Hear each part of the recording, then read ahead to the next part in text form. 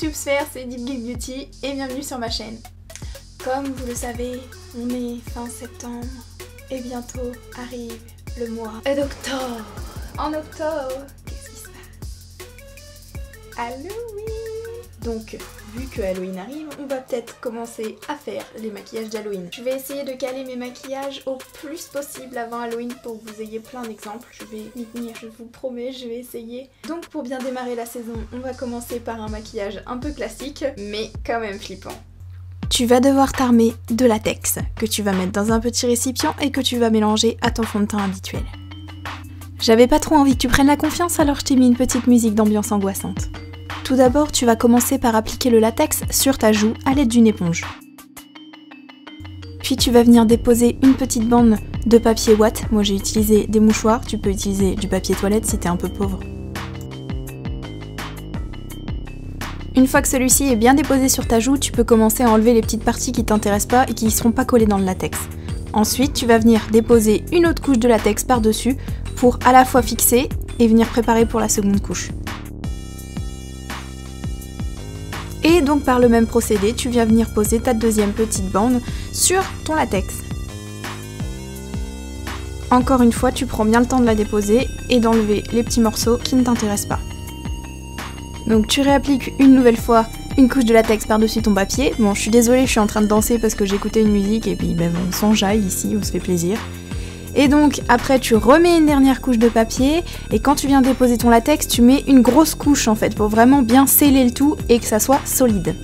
Tu remarqueras que je ferme les yeux mais le latex ça pique les yeux et ça pue pendant l'application. Une fois que c'est appliqué, il n'y a pas de souci, mais pendant c'est l'horreur. Tu enlèves les petits bouts qui dépassent et après t'es fin prêt pour passer à l'autre côté.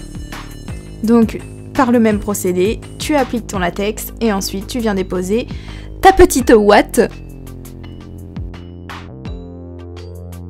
Donc tu appliques une nouvelle couche de latex pour ensuite venir déposer une autre bande.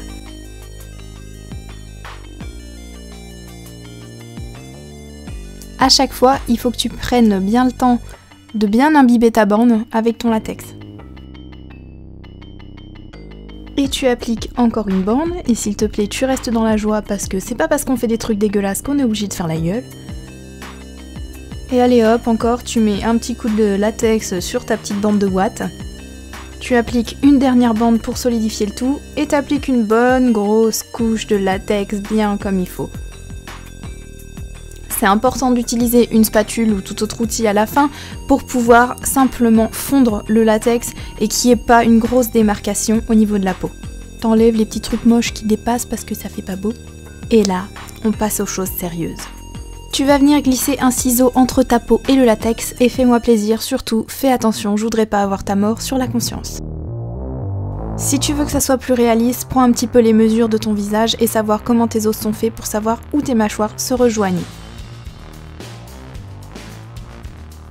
Une fois que ceci est fait, je retourne légèrement le latex pour que ça donne à la joue un effet de chair morte et tombante.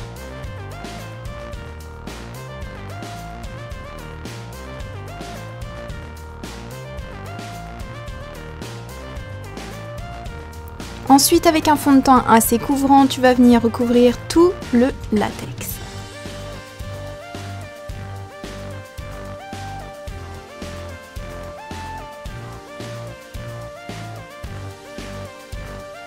Avec un fard de body painting rouge, je peins l'intérieur des commissures des lèvres qui sont déchirées.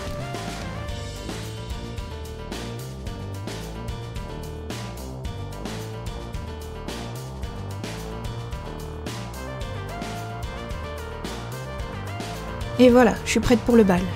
Tu peux ensuite faire dépasser ton fard rouge autour des coupures. Évidemment, je vais pas t'appeler Captain Obvious, mais bon, tu fais aussi l'autre côté. Maintenant, on va passer à l'application de la couleur. Alors tu vas prendre un fard à paupières violet ou prune et tu vas venir l'appliquer partout autour des blessures de façon totalement non uniforme.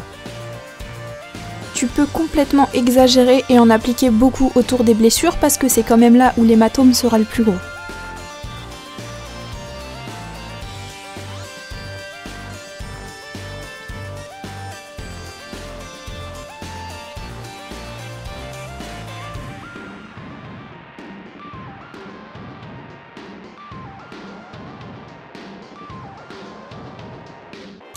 On va venir complètement salir la chose et tu vas faire pareil avec un fard jaune.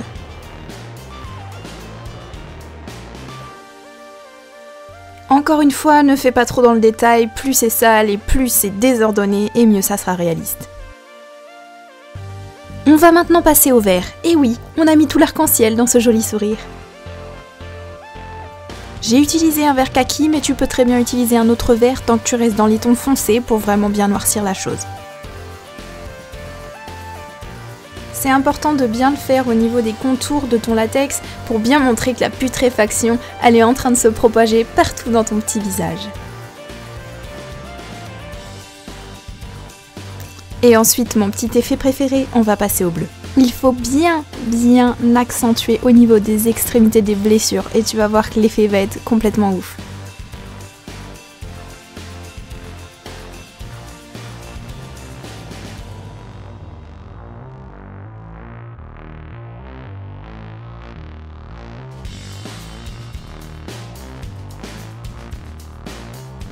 Maintenant, tu vas venir foncer des deux côtés le fard rouge qu'on a posé à l'intérieur des coupures.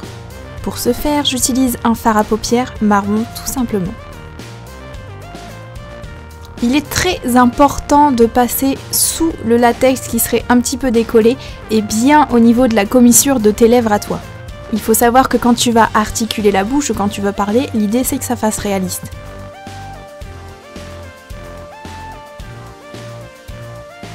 Tu peux aussi appliquer ton fard marron très finement au niveau des extrémités des blessures et tu verras que ta peau paraîtra encore plus morbide.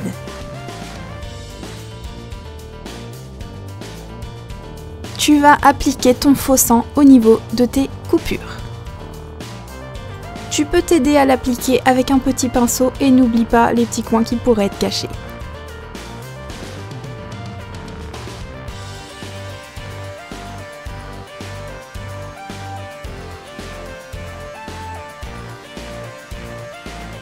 Essaye de rester un petit peu réaliste et quand même applique-le au niveau de l'extérieur de tes lèvres à toi tout simplement pour donner un effet de coulure. Ensuite tu peux appliquer d'autres coulures un petit peu random là où tu veux.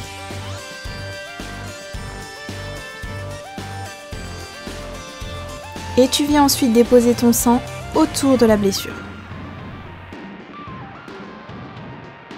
Tu vas ensuite t'armer d'un pinceau éventail et tu vas créer des projections de sang partout autour du beau sourire avec celui-ci.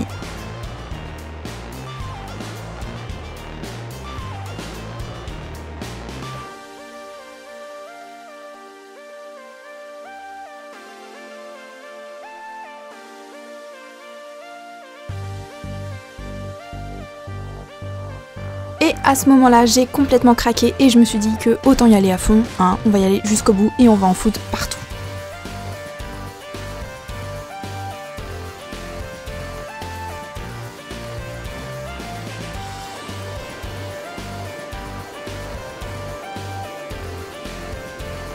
Et surprise, motherfucker! Je te conseille de les mettre avant, mais tu vas ensuite appliquer tes lentilles de contact. Et comme maintenant t'es un monstre qui a trop de skills, tu peux aussi faire ça.